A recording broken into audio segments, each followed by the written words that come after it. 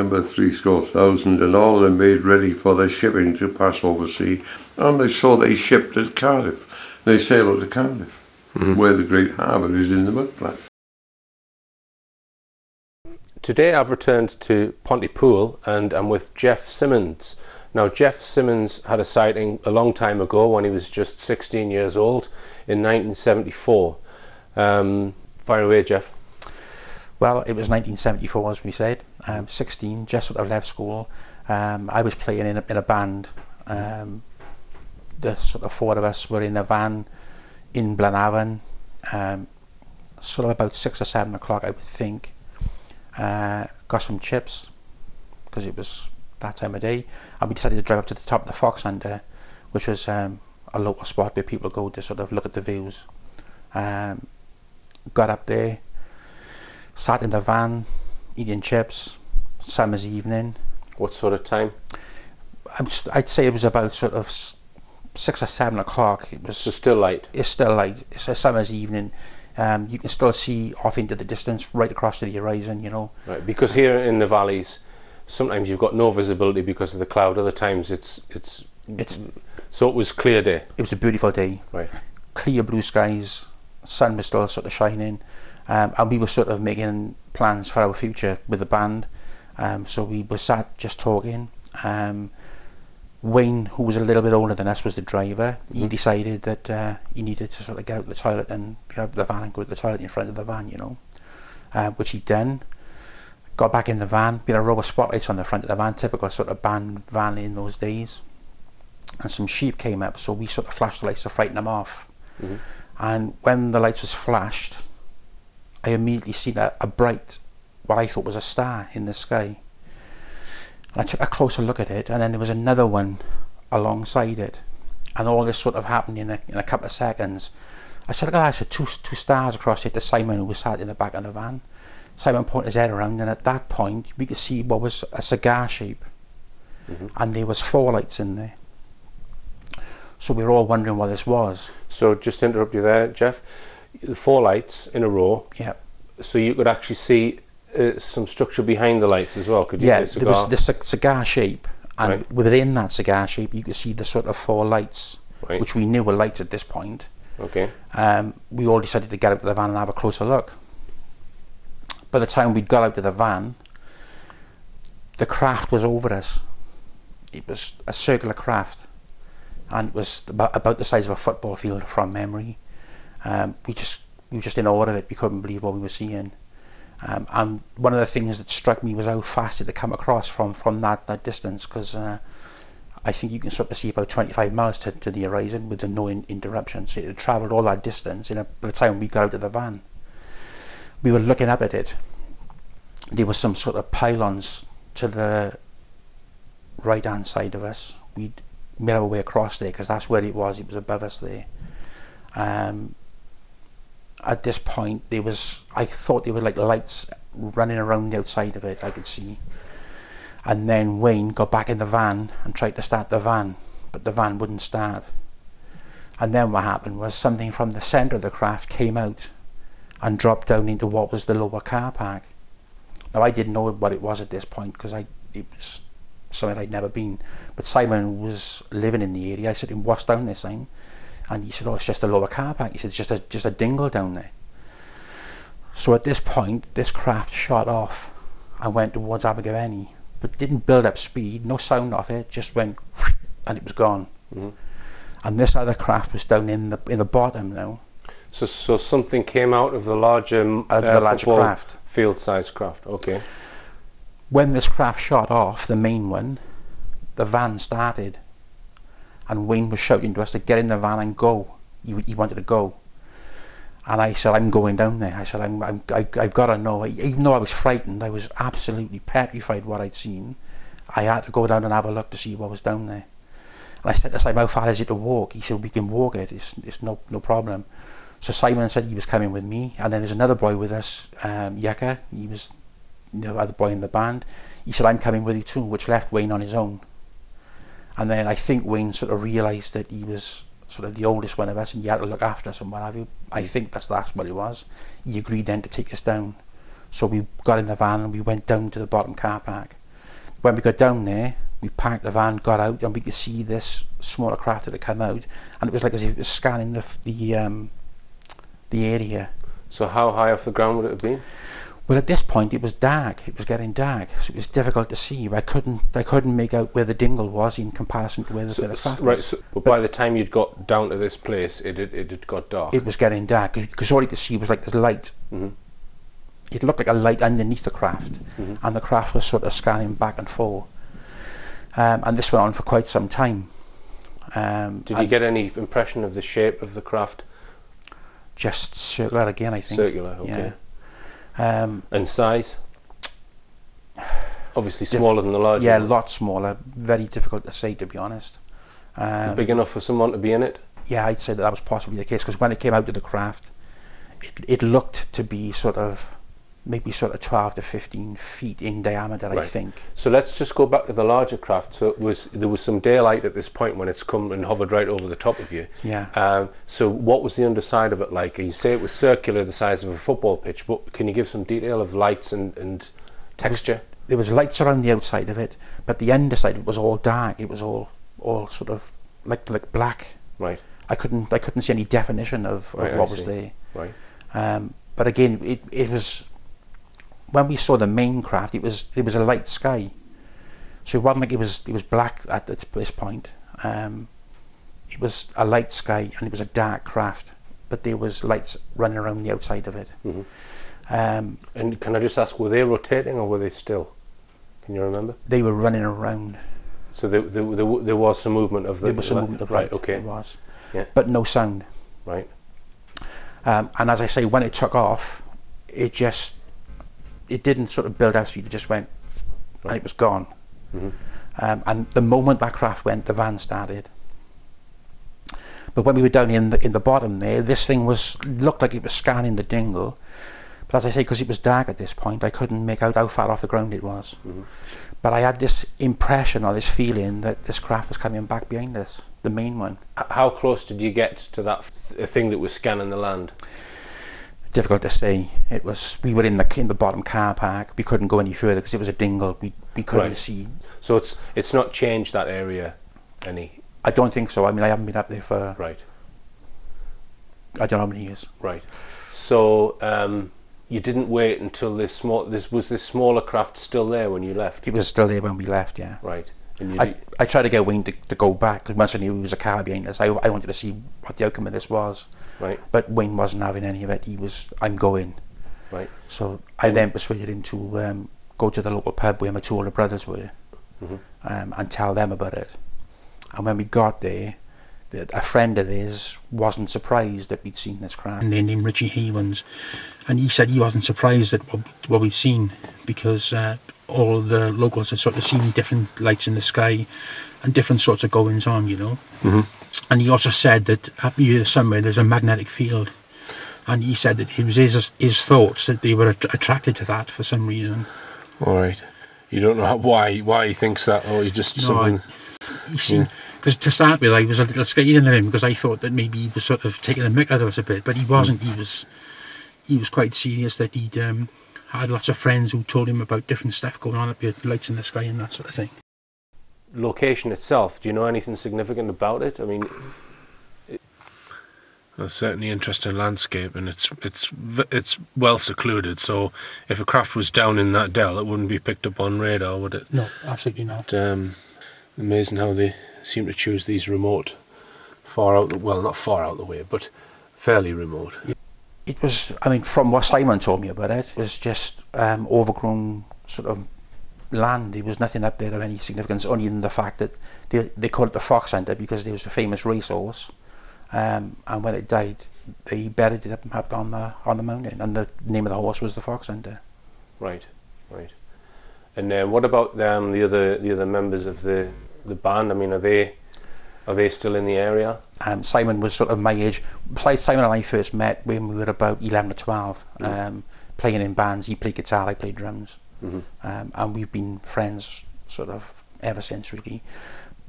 But as life sort of moves on, you move on, you sort of you split up and you go your separate ways. I mean, if we can't meet any of them, if you could get an email statement from them without actually feeding them your story. Right, I'll do that. Right, okay. Because I've spoken with Simon a couple of nights ago, and he sort of, because I spoke to him about it a few years ago when I played in a band with him, and he didn't want to talk about it at that time. He just said, I don't want to talk about it. Really? Yeah.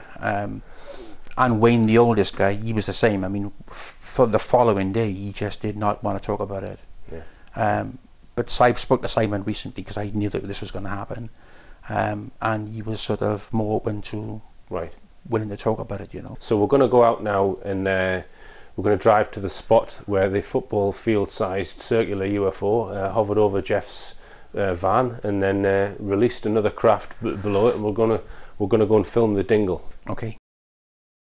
Right, I'm with another UFO witness who's called Finn Handley, and he's from Monmouth in South Wales. Now then, Finn, you've had 2 or 3 sightings. Each time it's involved black triangles in some way or another. Yeah. Just give us the most prominent one first, and then you can give us the ones that happened earlier. You're a taxi driver, yeah. So between 10 o'clock and 10:30, and I was coming down the dual carriageway from a place called Goodrich, which is about a mile outside of Monmouth, or 2 miles. And as I came up to the traffic lights on the dual carriageway, kind of parallel to the centre of town in Monmouth, I noticed these 2 balls of light, what looked like 2 balls of light, hovering above the trees just to the right of the motorway. Maybe 50, maybe 40 metres away from me, because they were to the right of the motorway and just above some trees that are in Chippenham Park, which is right next to the motorway. So they were set back a little from the motorway and above these trees in the park.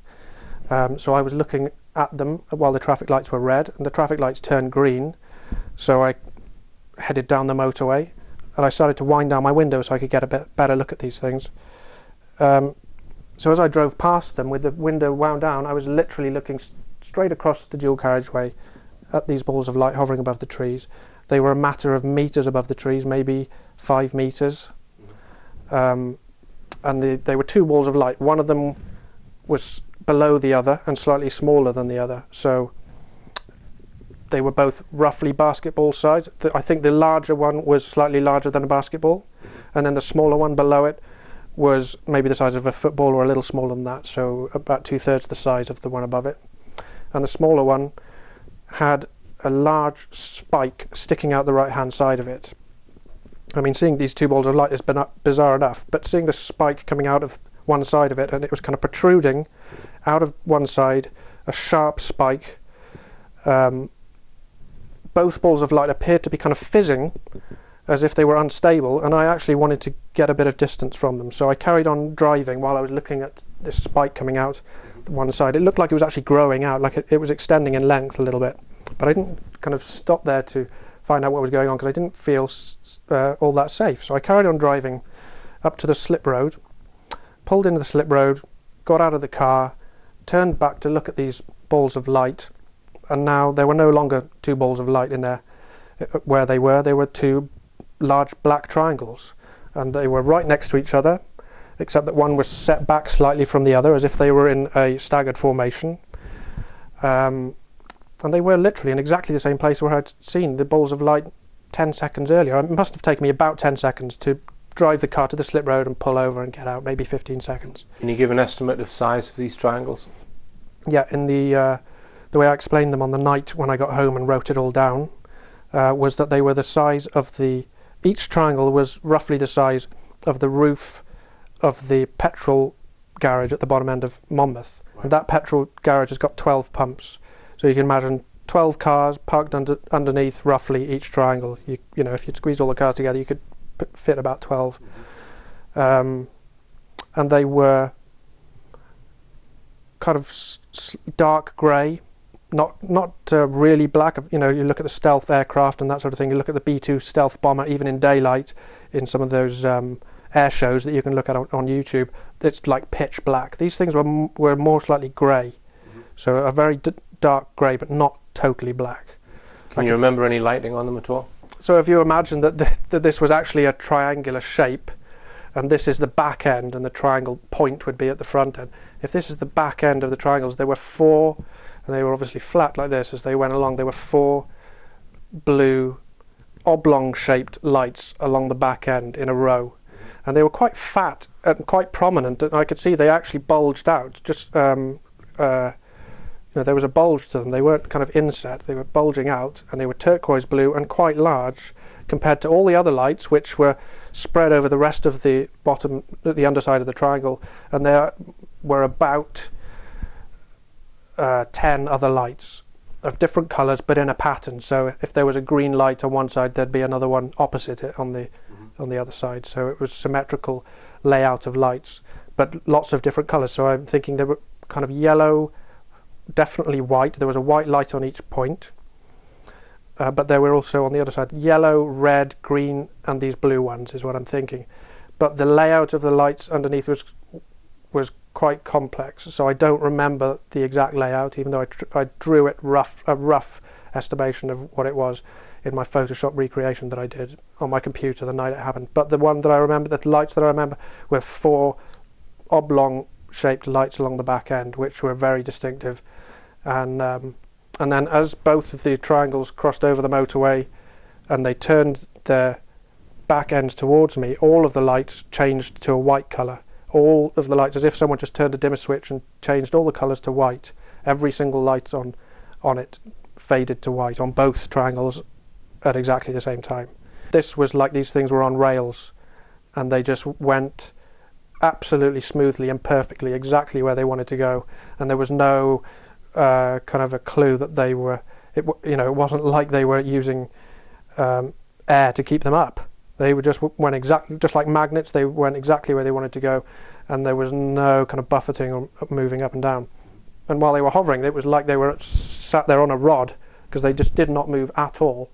But after about 5 to 10 seconds, they started to move across the motorway at about walking pace. It was quite slow how fast they moved. And I think it may have taken another 10 seconds for them to cross the motorway. As they went across the motorway, they actually extended in length. So they started off as equilateral triangles, pretty much identical to the other 2 times when I'd seen them, which we'll get into later. But as they crossed the motorway, the front was actually getting longer as it was moving slightly faster than the back end. In other words, they were elongating as they were moving. So by the time they got to about halfway across, they were now longer triangles, more like an arrowhead sort of shape than a equilateral triangle shape. They also went transparent, like the heat haze on a hot road. If you're looking at a hot road and you see this kind of rippling effect, it was like that sort of rippling effect, or looking at water when it's rippling.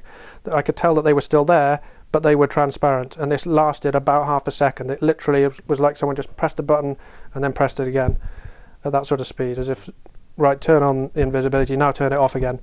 So it was very quick, but it was quite distinct and quite obvious, and again, both of them did it at exactly the same time. So both triangles went ripply and then went solid again, and this was all as they were moving across the road. And now one of them heads up the motorway towards Ross-on-Wye. It seemed to accelerate, but it didn't shoot off at really high speed.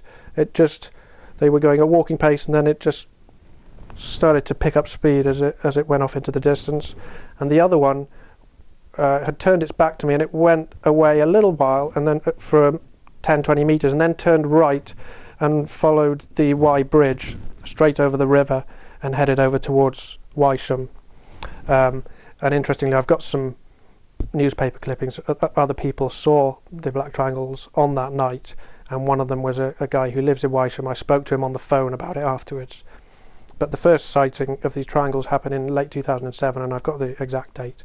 I'm thinking it was around 7:30, 8 o'clock at night. It was in the winter, so it was already dark.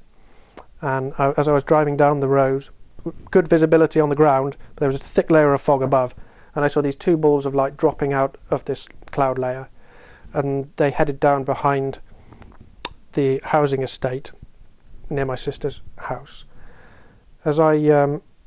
So I pulled the car up. I thought I might as well just park up at my sister's place. So I pulled around into her car park, got out of the car, looked back in the direction where I'd seen these balls of light dropping behind the estate, and lo and behold, out from behind the rooftops came these two black triangles. They were equilateral in size. They appeared to be quite small, maybe the size of a single-man jet fighter. At the largest, they are, about that size. They seem to be relatively high, maybe the height of Big Ben, and they both flew over my sister's house. They had white lights on each point, and no other visible lights apart from a light right in the centre, which was flashing, and this light was also white. So the flashing light on it, plus the fact that this all seemed a bit too good to be true, I put it down to being some sort of aircraft that I'd not seen before. But I knew deep down that these could be black triangles, because I'd heard of black triangles before. Okay. And they were clearly triangular shaped. I didn't hear any noise. So yeah, and they just headed off towards the centre, in the direction of the centre of Monmouth, and that was that. I have had similar accounts, in particular a guy called Eric Goring in Lincolnshire described almost exactly what you've just described. It didn't have the spike coming out of the orb though, but it had the materializing effect and the balls of light which seemed to turn into a triangle, which sounds completely bizarre. Yeah. But maybe it's a stealth craft, maybe it's ET, who knows, but thanks very much. Indeed. Thanks very much, Rich.